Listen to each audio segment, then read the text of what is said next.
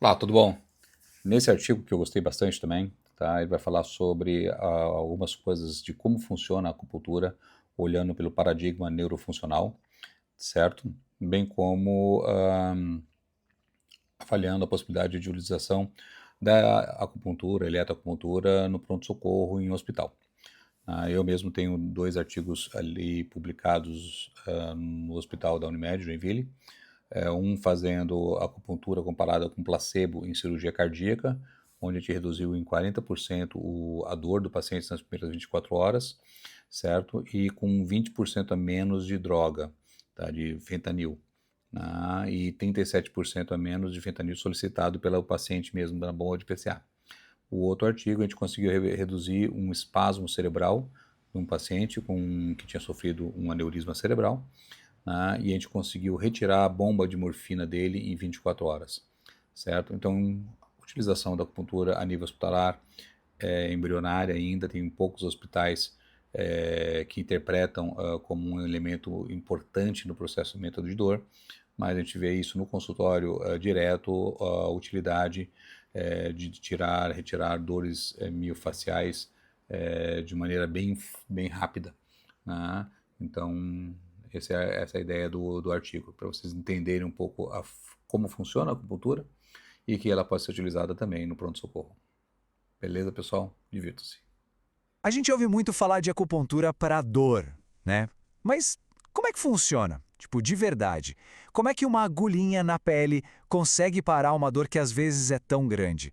Pois é essa ciência que a gente vai desvendar hoje.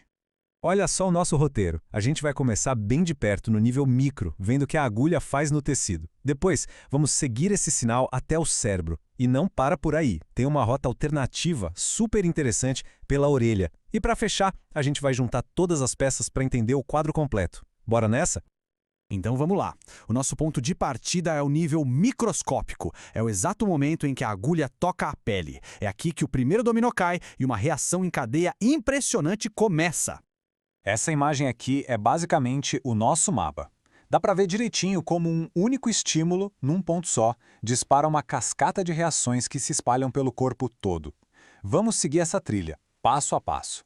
Tudo começa com uma sequência bem definida de 3 passos. Acontece tudo ali, no tecido.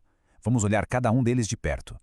O mais legal aqui é pensar na ação mecânica. A agulha não fica só parada, sabe? O acupunturista manipula ela e quando ele torce, ela literalmente agarra e enrola o tecido conjuntivo em volta dela. A imagem é essa mesma, igualzinho um garfo enrolando espaguete. E é essa mudança física que dá o pontapé inicial em tudo. E o que acontece quando esse garfo enrola o tecido? Ele mexe com umas células que são tipo os socorristas do nosso sistema imune, os mastócitos. Pensa neles como umas bolinhas cheias de alarmes químicos.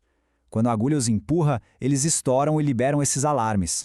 O resultado é o que os cientistas chamam de sopa química.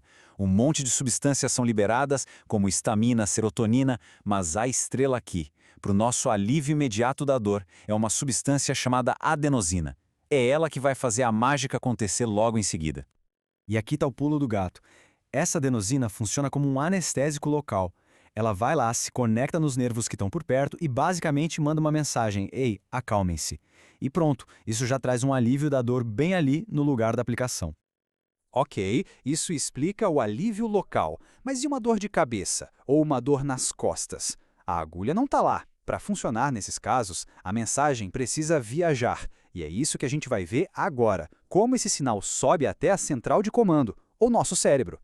A grande pergunta é essa, então. Como é que o cérebro fica sabendo do que aconteceu lá no pé, por exemplo, e a partir daí cria a sua própria resposta contra a dor?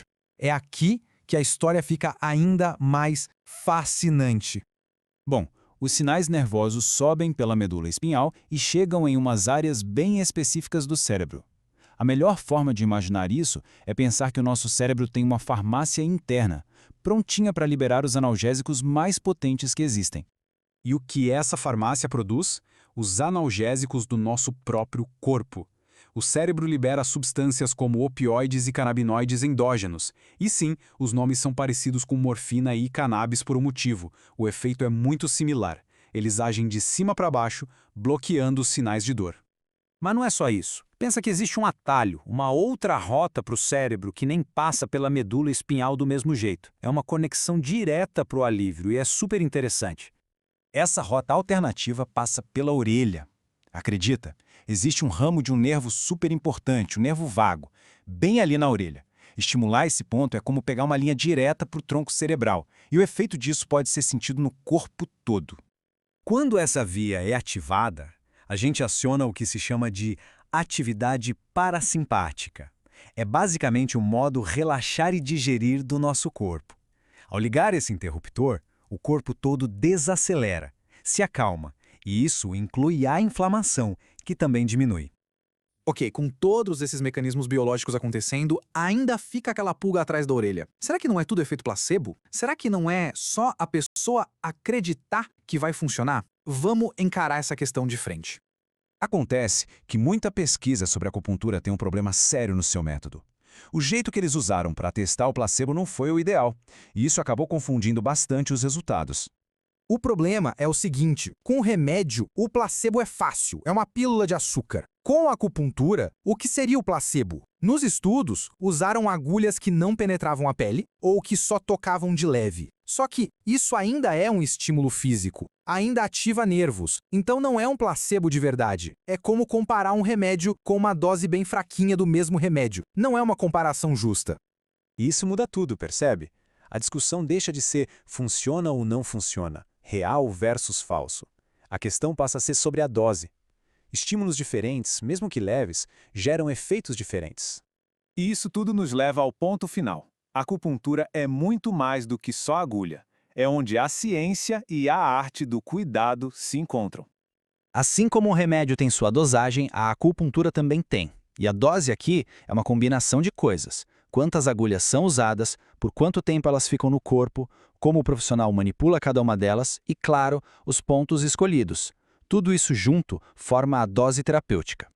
E além da técnica, tem o fator humano, o toque. O profissional está o tempo todo avaliando e tratando. Diagnóstico e tratamento acontecem ao mesmo tempo. É quase como uma conversa, sem palavras, entre o terapeuta e o corpo da pessoa.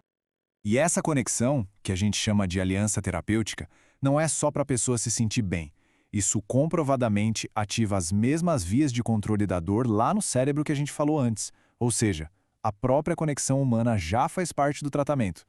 Então, resumindo, a gente viu como uma agulhinha pode iniciar uma cascata de efeitos, desde a química local ali na pele até as centrais de comando no cérebro.